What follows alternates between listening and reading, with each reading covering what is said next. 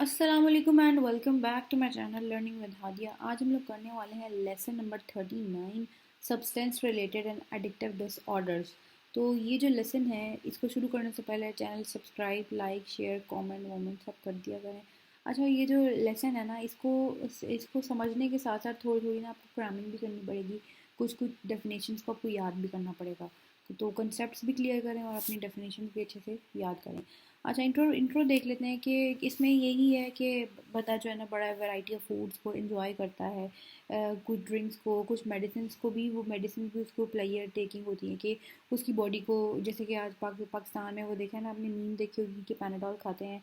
Panadol as a बंटियाँ खाती हैं कि मेरे दर्द हो रहा है पैनाडोल खा लो, कहीं भी दर्द हो रहा है पैनाडोल खा लो। तो वो अब इसके बारे में कि इसमें यही कह रहे हैं कि शुरू में तो ये इंट्रो है। इंट्रो इस इसमें कोई इंट्रो में कुछ नहीं है, एक दफ़ा पढ़ लीजिएगा अगर ज़्यादा से ज़्यादा।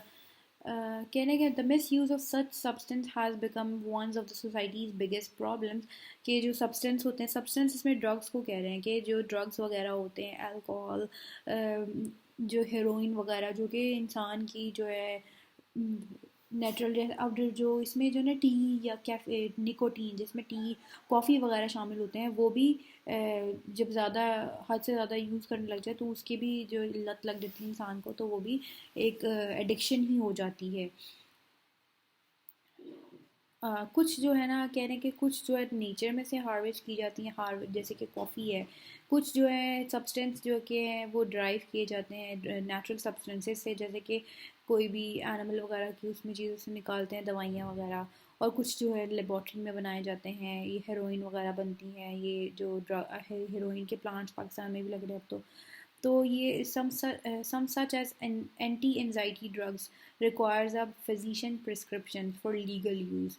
Others use as alcohol and nicotine are legally available to adults. Still others such as heroin are illegal under all circumstances.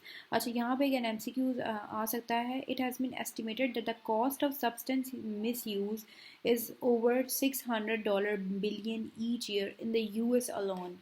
अच्छा, इंट्रो देख लेते हैं। कह रहे हैं कि सब्सटेंस को एज अ ड्रग भी माना जाता है, किसी भी सब्सटेंस को एज अ ड्रग भी माना जाता है।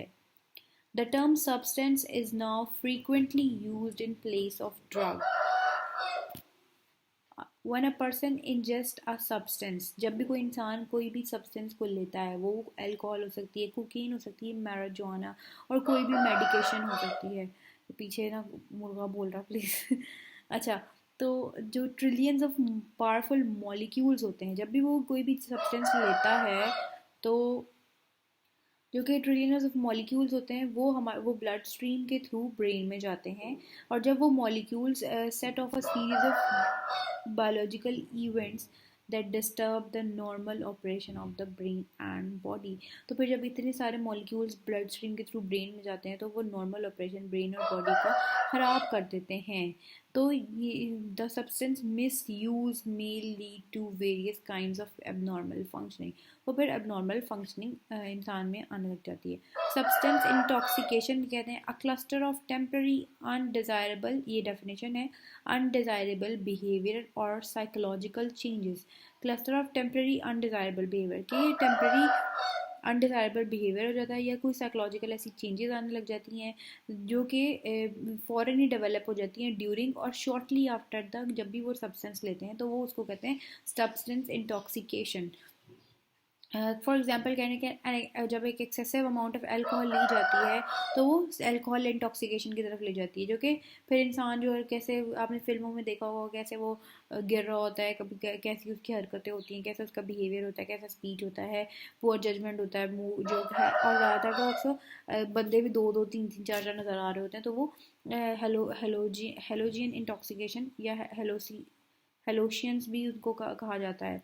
Similarly, drugs such as LSD may produce hallucinogen intoxication, sometimes called hallucinosis, which consists largely of perceptual distortions and hallucinations. ये वही बंदा जो है ना वो दो चार पाँच नज़र आ रहे होते हैं, जो कि अब कहना है कि इसमें टॉलरेंस और विड्रॉल रिएक्शन होते हैं। टॉलरेंस रिएक्शन क्या होता है कि अच्छा ठीक है, अब मैं एक कप चाय पीऊँगी, ठीक है, अब मुझे जो है ना, अब मैं चाय पी रही हूँ, एक कप चाय पी लिया, मुझे बहुत ज़्यादा शिद्दत होने लग गई, 2 कप पी ली, 3 कप पी ली, 4 कप पी ली, 5। इसी तरह अल्कोहल वगैरह भी, और चाय भी मतलब कि एडिक्शन में ही आती है अगर बहुत ज़्यादा पीने लग जाए। किसी भी चीज़ को इतना कर लेंगे उस पर डिपेंडेंस, और उसके ज़िंदगी में और कोई काम उसको पसंद ही ना आएगा, वही चीज़ उसको अल्कोहल पीने लग गया तो अल्कोहल बहुत ज़्यादा, वो उसकी ज़िंदगी जो है ना उसके वो अपने उसकी डिपेंडेंट हो जाए उस पर, उसके उसके ऊपर डिपेंड हो जाए उसकी ज़िंदगी कि मैं अगर ये ना करूँगा तो मैं तो जी नहीं पाऊँगा।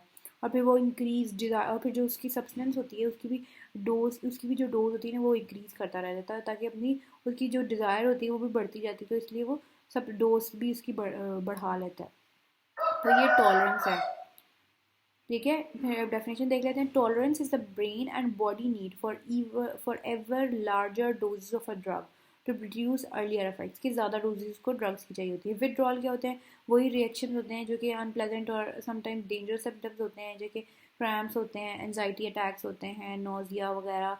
बंदा जो है ना कभी, वो तब होते हैं जब बंदा फ़ौरन से ना छोड़ दे इस तरह की जो सब्सटेंस रिलेटेड चीज़ें हैं उनको छोड़ दे, सब्सटेंस को छोड़ दे, और cuts back on the substance. Different types of substances हैं जो कि लोग यूज़ करते हैं। ये आपको आ सकता है as a short, as an MCQs वगैरह भी आ सकते हैं। सेडेटिव्स क्या हैं? जो कि स्लोअर करते हैं सेंट्रल नर्वस सिस्टम को और ब्रेन को, तो हमारी बॉडी जो है स्लो हो जाती है। इसमें कौन कौन सी इंक्लूड होते हैं? Hypnotics and anxiolytics. Anxiolytics stimulants क्या होते हैं? ये ऑपोजिट होते हैं सेडेटिव से। ये हमारी बॉडी को स्लो नहीं करते बल्कि हमारी बॉडी को तेज़ कर देते हैं, एक्सेलरेट कर देते हैं हमारे सेंट्रल नर्वस सिस्टम को। टबैको क्या है? बहुत ज़्यादा वाइडली यूज होने वाला है और हाईली एडिक्टिव है। कैफीन क्या है? नेचुरल स्टिमुलेंट है जो कि टी, कॉफ़ी और कोको प्लांट्स में मिलती है। और इसका काम क्या होता है? ये क्या करती है? By stimulating nervous system keeping one alert, कि अगर नींद आ रही होती है या बहुत ज़्यादा नींद आ रही है, पेपर आने हैं, तो कॉफ़ी पी लो।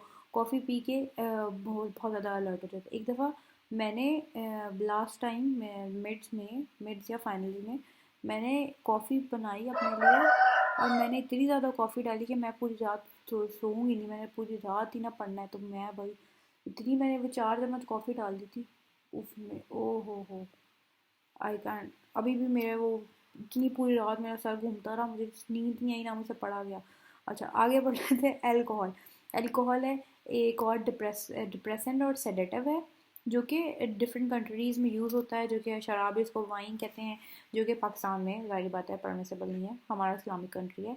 कैनाबीस क्या है? इसको मैरिजुआना भी कहा जाता है, लेकिन इनको और भी नेम्स होते हैं, जिसको साइको एक्टिव, इसको मैरिजुआना भी इनमें होता है among other names. Is a psycho active drug from the cannabis plant, जो कि कैनबिस प्लांट में से निकला है। Use primary from medical and recreational तफरी मतलब के पर्पजेज में। हेलो हेलो हेलोसिनोजेंस एक, ये भी ड्रग्स की एक क्लास है, जिसमें जो इंसान है ना वो उसकी रियलिटी से जो है ना उसके डिस्टॉर्ट हो जाता है, नोन एज हेलोसिनेशंस। अदर जो कि उसमें 2 4 लोग जिस तरह की चीज़ें रियलिटी उसको नज़र नहीं आती सही। इनहेलेंट्स क्या होता है? Various products easily bought and found, for example spray paints वगैरह में, मार्कर ग्लूज में, क्लीनिंग फ्लूइड्स में आपको अजीब सी स्मेल आती है स्प्रे पेंट वगैरह में, तो वो उसमें इनहेलेंट्स डाले जाते हैं। ये डेंजरस सब्सटेंस होती है जो कि जिसमें साइको एक्टिव प्रॉपर्टीज़ होती हैं, जब उनको सूंघा जाए या जब स्प्रे पेंट करती है तो वैसे ही बहुत ज़्यादा उनकी स्मेल सी आ रही होती है। ओपियोड्स क्या है? जो कि पॉपी प्लांट्स में से आया है, जो कि एग्जांपल हीरोइन ले लेते हैं इसकी, that act on opioid receptors to produce morphine-like effects. Medically, they are primarily used for pain relief, including anesthesia. आगे अदर और अननोन सब्सटेंसेस, बहुत सारे और सब्सटेंसेस है जो कि लोग इस्तेमाल करते हैं। आगे आ रहा है, there are different types of substances commonly being used. Benzodiazepines. Benzodiazepines क्या है? एंटी एंजाइटी ड्रग्स हैं, जिसमें वेलियम और जेनेक्स इंक्लूड होते हैं। ये सेफर होते हैं and are less likely to led to intoxication, tolerance effects and withdrawal reaction. इनमें कम प्रॉपर्टीज़ होती हैं इंटॉक्सिकेशन की, टॉलरेंस और विड्रॉल इफेक्ट्स और रिएक्शंस की। ओपियोड्स क्या है? ये ओपियम की तरह ही है, जो कि ओपियम पोपी जो कि के उसके सैप में से लिया गया है. Drugs drive from opium such as heroin, morphine और codeine and similar synthetic laboratory blended drugs.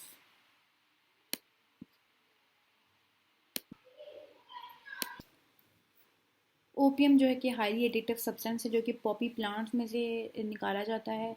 Opium जो कि थाउजेंड्स ऑफ ईयर से यूज़ किया जा रहा है, लेकिन इसको पास में जो कि मेडिकल ट्रीटमेंट, मेडिकल डिसऑर्डर्स के लिए यूज़ किया जाता था. उनकी ट्रीटमेंट में जो कि बहुत फिजिकल बीमारियां होती थी या इमोशनल पेन वगैरह, उनको रिड्यूस करने के लिए ओपियम यूज़ किया जाता था, जो कि पॉपी प्लांट्स में से निकला है.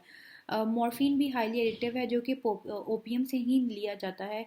ये रिलीविंग पेन रिलीविंग मेडिसिन के तौर पे लिया जाता है. हेरोइन भी, morphine was converted into yet another new pain reliever called heroin.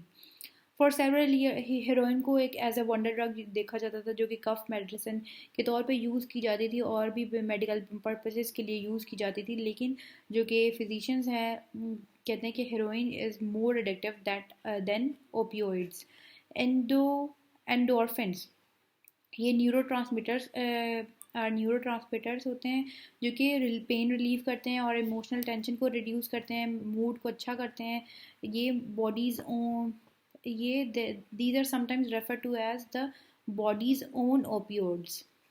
Gambling क्या होती हैं? ये एडिक्टिव डिसऑर्डर के तो गैम्बलिंग है, एडिक्टिव डिसऑर्डर है. ये एक सब्सटेंस नहीं है, लेकिन ये एडिक्टिव डिसऑर्डर है. जैसे कि गैम्बलिंग, घूमना फिरना, आवारागर्दी करना जैसे करते हैं, तो ये हाईली एडिक्टिव है.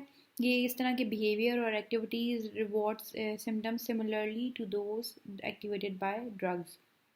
इसी तरह की इनको एडिक्शन हो जाती है. बिहेवियरल सिम्टम्स होते हैं, जो इनके बिहेवियर ऐसे सिम्टम्स ऐसे होते हैं जो कि सब्सटेंस यूज डिसऑर्डर से कंपेरेबल होते हैं. टू ग्रुप्स में डिवाइड किया गया है सब्सटेंस रिलेटेड डिसऑर्डर्स को. एक है सब्सटेंस यूज डिसऑर्डर, एक है सब्सटेंस इंड्यूस डिसऑर्डर, जो कि डिसऑर्डर को इंड्यूस किया जाता है. यूज डिसऑर्डर क्या होते हैं? इसमें क्या किया जाता है? The essential feature of substance use disorder is a cluster of cognitive, behavioral and psychological symptoms indicating that the individual continues using the substance despite significant substance related problem. कि जो बंदा है वो बेशक उसको जितनी मर्जी बीमारी हो, लेकिन फिर भी वो वही दवाई जो है ना, वही सॉरी अल्कोहल वो लेता रहेगा, या वो उसको किसी चीज़ से मना किया है तो वो करता रहेगा. अगर उसको सिगरेट पीने से मना किया है कि आपको जो है ना बीमारी हो जाएगी, आपके लंग्स ख़राब हो जाएंगे, लेकिन वो फिर भी पिएगा. खैर सिगरेट से आपकी हेड टू टो जो है ना पूरी बॉडी ख़राब होती है, सिगरेट से सिर्फ आपके लंग्स नहीं ख़राब होते. एक और इम्पॉर्टेंट कैरेक्टरिस्टिक है इस डिसऑर्डर का, कि जो ब्रेन सर्किट्स होते हैं वो चेंज हो जाते हैं, that may persistently beyond detoxification with swear disorders. जब ब्रेन होता है उसकी जो अभी हमने पढ़ा था कि जब वो इंड्यूस की जाती है तो एकदम से हाइपर एक्टिविटीज़ के अंदर आ जाती है, बहुत स्लो हो जाता है, चेंजेस आने लग जाती हैं एकदम से जब उसकी ब्लड स्ट्रीम के अंदर मॉलिक्यूल्स जाते हैं इतने सारे. जब इसी तरह के जब बिहेवियर इफेक्ट ब्रेन पे जाते हैं, जो क्योंकि जब चेंज हो जाते हैं, चेंजेस होती हैं, जब सब्सटेंस इन लेते हैं तो चेंजेस हो जाती हैं बिहेवियर इफेक्ट्स में, ब्रेन में चेंजेस होती हैं. may be exhibited in the repeated relapses and intense drug craving. तो ड्रग की जो क्रेविंग होती है बड़ी उनको शिद्दत से होने लग जाती है, ब्रेन भी उनको सिग्नल देता है, तो उनके अंदर जो इस तरह की आने लग जाती है. when the individual are exposed to drug related stimuli, जब भी वो drug related stimuli के करीब आता है तो ब्रेन उनको देता है, घंटी बजाता है कि भाई ये ले लो ले लो ले लो ले ले ले ले. क्या था जीतो पाकिस्तान में? सब्सटेंस यूज में B use was previously split into abuse और डिपेंडेंस. आगे क्या है? अच्छा बीच में ना मैंने ना स्टॉप कर दिया था, क्योंकि जो है ना मैंने हाईलाइट नहीं किया था, तो वो बड़ा फिर ना बंदा भूल जाता है. अच्छा इन्वॉल्व होगी जो सोशल, जो कि उसकी सोशल लाइफ होती है, उसकी सोशल इम्पेयरमेंट रिस्की हो जाती है. Impaired control, social impairment, risky use and pharmacological criteria. The जो कि सब्सटेंस जो है ना लार्जर अमाउंट में लेता है, लॉन्गर पीरियड से ले रहा होता है, द इंडिविजुअल में express a persistent desire to cut down, उसकी डिज़ायर होती है कि कट डाउन करता है या रेगुलेट कर, और रेगुलेट सब्सटेंस यूज़ उसको बड़े उससे यूज़ करे शेड्यूल के मुताबिक, मतलब कि रेगुलेशन उसके अंदर लाए, बहुत ज़्यादा ना ले। And may report multiple unsuccessful efforts, और के जो और फिर ये भी रिपोर्ट करेगा, अनसक्सेसफुल एफर्ट रिपोर्ट करेगा कि मैं तो करना चाहता लेकिन नहीं हुआ। सब्सटेंस यूज डिसऑर्डर के जनरल फीचर्स हैं, spend a great time obtaining the, बड़ा बहुत ज़्यादा टाइम लगाता है उस सब्सटेंस को लेने में, और या यूजिंग द सब्सटेंस और recovering from its effects. Swear substances use disorders. In some instances of more swear substances use disorders, virtually all of the individuals daily activities जो कि उसकी डेली एक्टिविटीज़ होती हैं उसी सब्सटेंस के इर्द गिर्द रिवॉल्व करती हैं, उसको बस वो उसी पर डिपेंडेंट हो जाता है। वो अगर पहले जिम जाता था तो जिम को भी उसको इतनी तलब नहीं होती जितनी उसको उसकी सब्सटेंस की होती है, बहुत ज़्यादा क्रेविंग होने लग जाती है। उसकी जो भी उसकी ज़िंदगी होती है उसी के इर्द गिर्द घूमती है, रिवॉर्ड उसकी कोई भी रिवॉर्ड होगा, कुछ भी होगा, उसी के इर्द गिर्द घूमेगा। और दुनिया और भी काम होते हैं दुनिया में, वो भूल जाता है, बस उसी के पीछे घूमता है। उसके अपने सोशल लाइफ में पर्सनल प्रॉब्लम उसको इस सब्सटेंस की वजह से आते हैं, लेकिन फिर भी वो नहीं छोड़ता अपनी जो उसकी जो पहली हॉबीज़ थी उनको वो भूल जाता है, लेकिन वो ये काम करना नहीं भूलता। ये काम उसके लिए बहुत ज़रूरी होते हैं, फिजिकली हैज़र्डियस होता है। बहुत ज़्यादा यूज़ करने से फिजिकल और साइकोलॉजिकल प्रॉब्लम्स होती हैं जो कि इस सब्सटेंस की वजह से होती हैं। उसको पता भी होता है कि मैं ये सब्सटेंस ले रहा हूँ और मुझे फिजिकली कोई भी प्रॉब्लम हो सकती है, मेरे लंग्स ख़राब हो सकते हैं, कुछ भी हो सकता है, लेकिन फिर भी वो लेता है। उसको मना भी किया जाता है, डॉक्टर मना भी करता है, फिर भी वो लेता है। और जो कि इंडिविजुअल होता है वो टॉलरेंस को डेवलप कर देता है, कि वही जो टॉलरेंस में डेफिनेशन ऊपर पड़ी थी कि जो वो बंदा जो होता है उसकी जो भी सब्सटेंस होता है उसके डोजेज ज़्यादा से ज़्यादा लेने लग जाता है, बहुत ज़्यादा लेने लग जाता है। विड्रॉल जो कि एक और रिएक्शन हमने पढ़ा था, वो भी सब इस डिसऑर्डर की वजह से आने लग जाते हैं, उसके विड्रॉल रिएक्शंस। तो ये था आज का लेक्चर, मिलते हैं नेक्स्ट लेक्चर में, तब तक के लिए टेक केयर, अल्लाह हाफ़िज़।